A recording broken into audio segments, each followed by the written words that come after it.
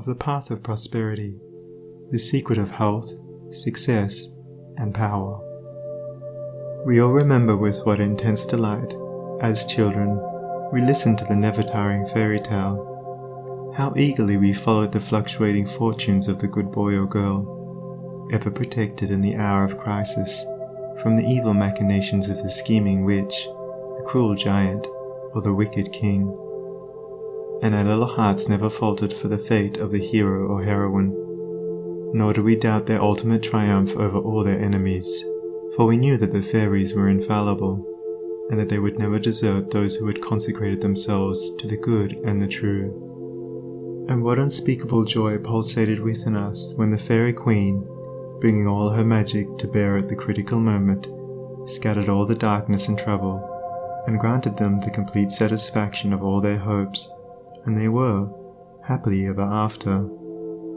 With the accumulating years and an ever-increasing intimacy with the so-called realities of life, our beautiful fairy world became obliterated, and its wonderful inhabitants were relegated, in the archives of memory, to the shadowy and unreal.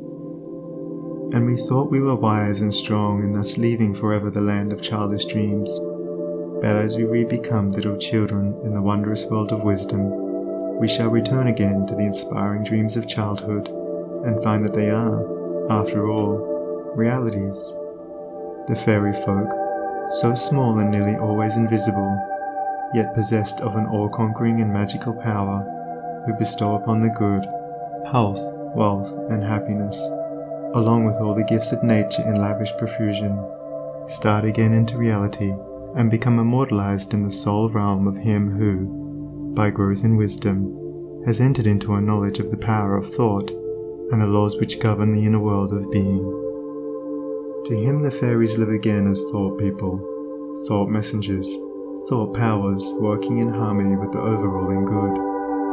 And they who, day by day, endeavor to harmonize their hearts with the heart of the supreme good, do in reality acquire true health, wealth, and happiness.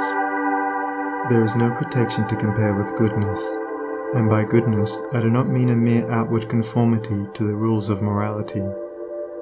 I mean pure thought, noble aspiration, unselfish love, and freedom from vainglory. To dwell continually in good thoughts is to throw around oneself a psychic atmosphere of sweetness and power which leaves its impress upon all who come in contact with it. As the rising sun puts to rout the helpless shadows, so are all the impotent forces of evil put to flight by the searching rays of positive thought which shine forth from a heart made strong in purity and faith.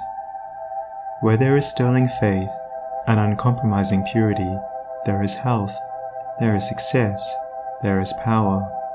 In such a one, disease, failure, and disaster can find no lodgment, for there is nothing on which they can feed. Even physical conditions are largely determined by mental states, and to this truth the scientific world is rapidly being drawn.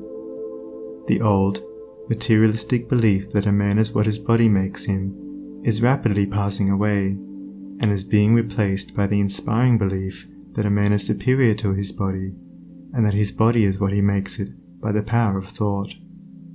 Men everywhere are ceasing to believe that a man is despairing because he is dyspeptic, and are coming to understand that he is dyspeptic because he is despairing, and in the near future, the fact that all disease has its origin in the mind will become common knowledge. There is no evil in the universe but has its root and origin in the mind, and sin, sickness, sorrow, and affliction do not, in reality, belong to the universal order, are not inherent in the nature of things, but are the direct outcome of our ignorance of the right relations of things.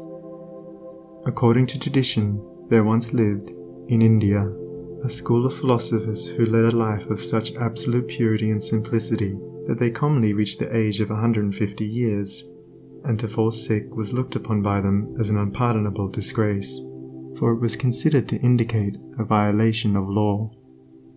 The sooner we realize and acknowledge that sickness, far from being the arbitrary visitation of an offended God, or the test of an unwise providence, is the result of our own error or sin, the sooner we shall enter upon the highway of health.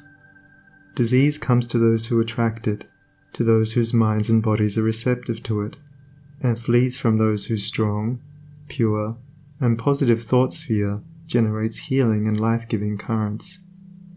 If you are given to anger, worry, jealousy, greed, or any other inharmonious state of mind and expect perfect physical health, you are expecting the impossible, for you are continually sowing the seeds of disease in your mind. Such conditions of mind are carefully shunned by the wise man, for he knows them to be far more dangerous than a bad drain or an infected house. If you would be free from all physical aches and pains, and would enjoy perfect physical harmony, then put your mind in order and harmonize your thoughts. Think joyful thoughts, think loving thoughts. Let the elixir of goodwill course through your veins, and you'll need no other medicine. Put away your jealousies, your suspicions, your worries, your hatreds, your selfish indulgences, and you'll put away your dyspepsia, your biliousness, your nervousness and aching joints. If you will persist in clinging to these debilitating and demoralizing habits of mind, then do not complain when your body is laid low with sickness. The following story illustrates the close relation that exists between habits of mind and bodily conditions. A certain man was afflicted with a painful disease, and he tried one physician after another, but all to no purpose. He then visited towns which were famous for their curative waters, and after having bathed in them all, his disease was more painful than ever. One night he dreamed that a presence came to him and said, "Brother, hast thou tried all means of cure?" And he replied, "I have tried all." "Nay," said the presence, "come with me, and I will show thee a healing bath which has escaped thy notice." The afflicted man followed, and the presence led him to a clear pool of water, and said, "Plunge thyself in this water, and thou shalt surely recover," and thereupon vanished. The man plunged into the water, and on coming out, lo! His disease had left him, and at the same moment he saw written above the pool the word, "Renounce." Upon waking, the full meaning of his dream flashed across his mind, and looking within he discovered that he had, all along, been a victim to a sinful indulgence, and he vowed that he would renounce it forever. He carried out his vow, and from that day his affliction began to leave him, and in a short time he was completely restored to health. Many people complain that they have broken down through overwork. In the majority of such cases, the breakdown is more frequently the result of foolishly wasted energy. If you would secure health, you must learn to work without friction. To become anxious or excited, or to worry over needless details, is to invite a breakdown. Work, whether of brain or body, is beneficial and health-giving, and the man who can work with a steady and calm persistency, freed from all anxiety and worry, and with his mind utterly oblivious to all but the work he has in hand, will not only accomplish far more than the man who is always hurried and anxious, but he will retain his health, a boon which the other quickly forfeits.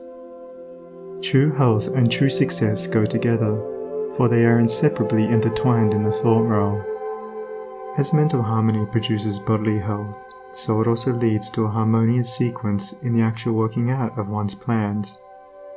Order your thoughts and you will order your life. Pour the oil of tranquility upon the turbulent waters of the passions and prejudices, and the tempests of misfortune, howsoever they may threaten, will be powerless to wreck the bark of your soul as it threads its way across the ocean of life. And if that bark be piloted by a cheerful and never-failing faith, its course will be doubly sure, and many perils will pass it by which would otherwise attack it. By the power of faith, every enduring work is accomplished. Faith in the Supreme, faith in the overruling law, faith in your work, and in your power to accomplish that work. Here is the rock upon which you must build if you would achieve, if you would stand and not fall.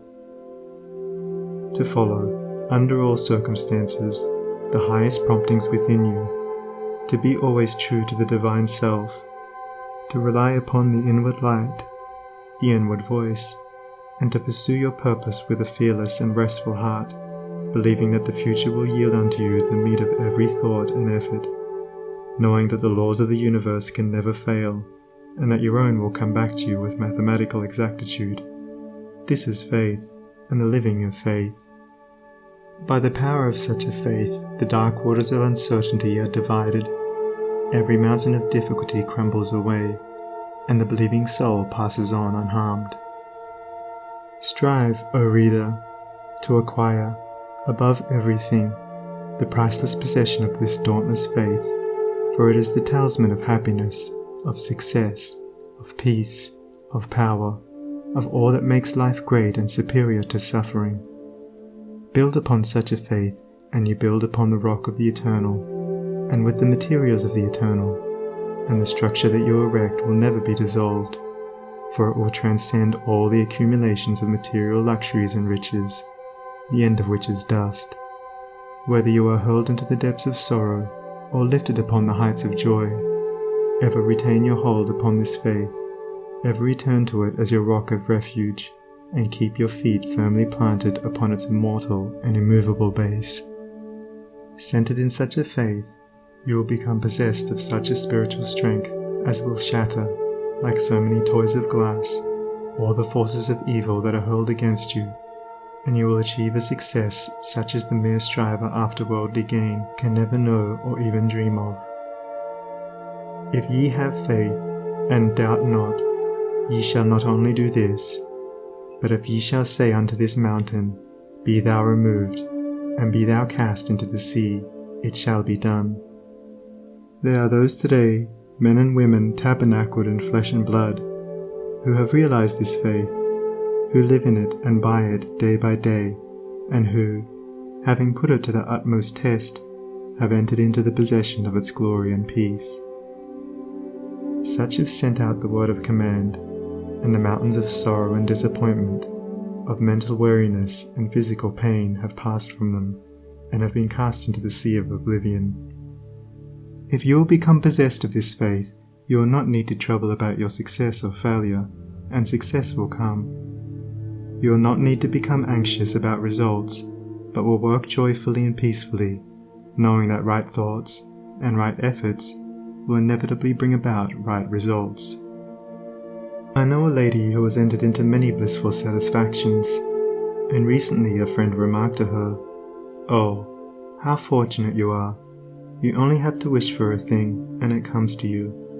And it did, indeed, appear so on the surface, but in reality all the blessedness that has entered into this woman's life is the direct outcome of the inward state of blessedness which she has, throughout life, been cultivating and training toward perfection. Mere wishing brings nothing but disappointment. It is living that tells. The foolish wish and grumble, the wise work and wait. And this woman had worked without and within, but especially within upon heart and soul, and with the invisible hands of the Spirit she had built up, with the precious stones of faith, hope, joy, devotion and love, a fair temple of light, whose glorifying radiance was ever round about her. It beamed in her eye, it shone through her countenance, it vibrated in her voice, and all who came into her presence felt its captivating spell. And as with her, so with you. Your success, your failure, your influence, your whole life you carry about you, for your dominant trends of thought are the determining factors in your destiny. Send forth loving, stainless, and happy thoughts, and blessings will fall into your hands, and your table will be spread with the cloth of peace. Send forth hateful, impure, and unhappy thoughts, and curses will rain down upon you, and fear and unrest will wait upon your pillow. You are the unconditional maker of your fate, be that fate what it may. Every moment you are sending forth from you the influences which make or mar your life. Let your heart grow large and loving and unselfish, and great and lasting will be your influence and success, even though you make little money.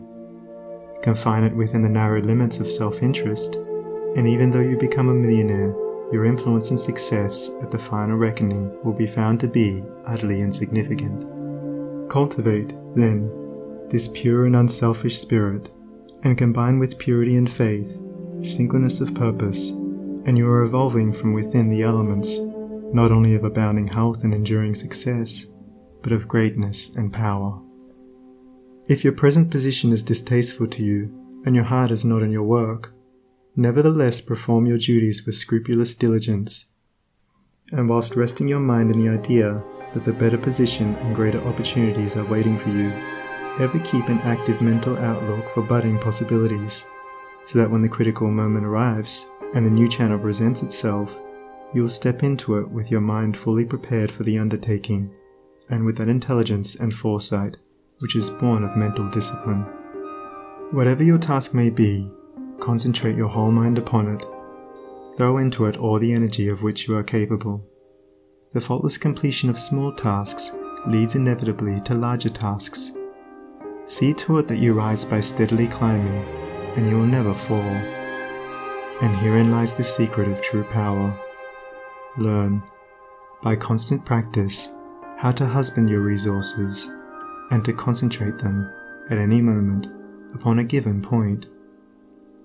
The foolish waste all their mental and spiritual energy in frivolity, foolish chatter, or selfish argument, not to mention wasteful physical excesses. If you would acquire overcoming power, you must cultivate poise and passivity. You must be able to stand alone. All power is associated with immovability. The mountain, the massive rock, the storm-tried oak, all speak to us of power, because of their combined solitary grandeur and defiant fixity, while the shifting sand, the yielding twig, and the waving reed speak to us of weakness, because they are movable and non-resistant, and are utterly useless when detached from their fellows. He is the man of power who, when all of his fellows are swayed by some emotional passion, remains calm and unmoved. He only is fitted to command and control who has succeeded in commanding and controlling himself. The hysterical, the fearful, the thoughtless and frivolous, let such seek company, or they will fall for lack of support.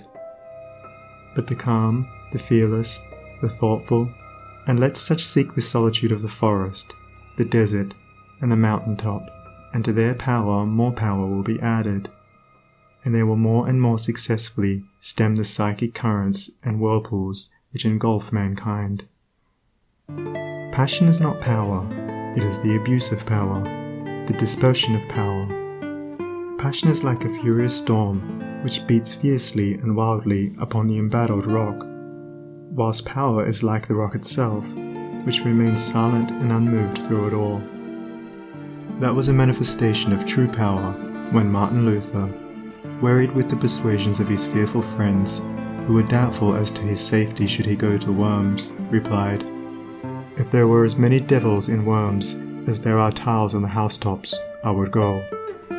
And when Benjamin Disraeli broke down in his first parliamentary speech, and brought upon himself the derision of the House, that was an exhibition of germinal power when he exclaimed, "The day will come when you will consider it an honour to listen to me." When that young man, whom I knew, passing through continual reverses and misfortunes, was mocked by his friends and told to desist from further effort, and he replied, "The time is not far distant when you will marvel at my good fortune and success," he showed that he was possessed of that silent and irresistible power which is taking him over innumerable difficulties, and crowned his life with success. If you have not this power, you may acquire it by practice, and the beginning of power is likewise the beginning of wisdom. You must commence by overcoming those purposeless trivialities to which you have hitherto been a willing victim. Boisterous and uncontrolled laughter, slander and idle talk, and joking merely to raise a laugh, all these must be put on one side as so much waste of valuable energy. St. Paul never showed his wonderful insight into the hidden laws of human progress to greater advantage than when he warned the Ephesians against foolish talking and jesting which is not convenient. For to dwell habitually in such practices is to destroy all spiritual power and life. As you succeed in rendering yourself impervious to such mental dissipations, you will begin to understand what true power is, and you will then commence to grapple with the more powerful desires and appetites which hold your soul in bondage and bar the way to power, and your further progress will then be made clear. Above all, be of single aim. Have a legitimate and useful purpose, and devote yourself unreservedly to it. Let nothing draw you aside. Remember that the double-minded man is unstable in all his ways. Be eager to learn but slow to beg. Have a thorough understanding of your work, and let it be your own. And as you proceed, ever following the inward guide, the infallible voice, you will pass on from victory to victory, and will rise step by step to higher resting places, and your ever-broadening outlook will gradually reveal to you the essential beauty and purpose of life. Self-purified, health will be yours. Faith-protected, success will be yours. Self-governed, power will be yours. And all that you do will prosper, for, ceasing to be a disjointed unit, self-enslaved, you will be in harmony with the great law, working no longer against, but with, the universal life, the eternal good. And what health you gain, it will remain with you. What success you achieve will be beyond all human computation, and will never pass away. And what influence and power you wield will continue to increase throughout the ages, for it will be a part of that unchangeable principle which supports the universe. This, then, is the secret of health, a pure heart and a well-ordered mind.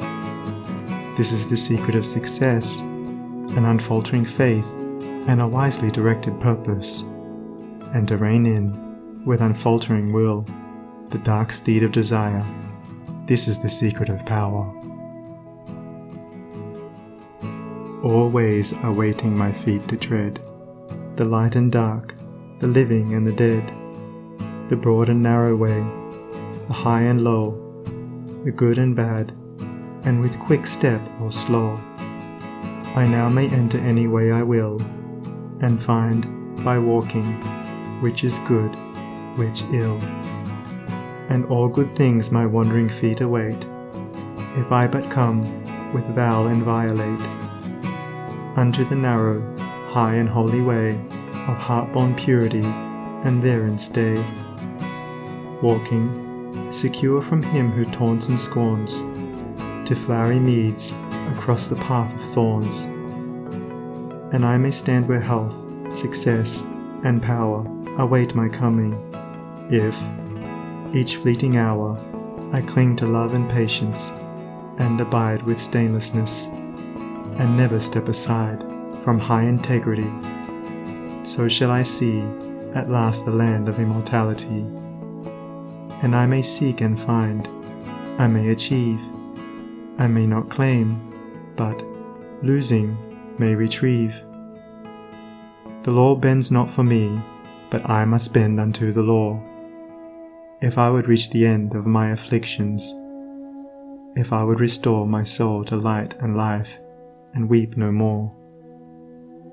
Not mine the arrogant and selfish claim to all good things, be mine the lowly aim, to seek and find, to know and comprehend, and wisdom-ward all holy footsteps wend.